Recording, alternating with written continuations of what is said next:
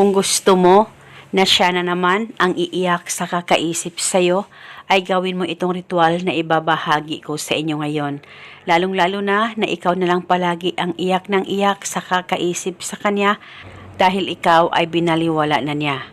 Ngayon, itong ritual na ibabahagi ko sa inyo ay makakatulong ito upang magkaayos kayong dalawa ng mahal mo at isa itong paraan para manumbalik ang pagmamahal ng partner mo sa iyo.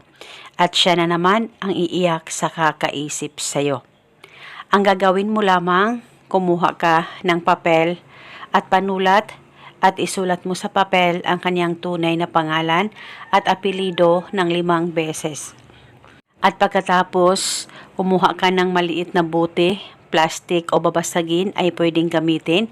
Lagyan mo ito ng kalahating suka. At pagkatapos ay tupiin ang papel kahit ilang tupi at ilagay o isilid mo ito sa bote na inihanda mo na may suka. At pagkatapos maglagay ka rin ng kaunting asin. At nang malagay mo na lahat ay hawakan mo saglit ang bote, pakaisipin mo ang target, mag-focus at mag-concentrate ka at ibulong mo ang mga salitang ito.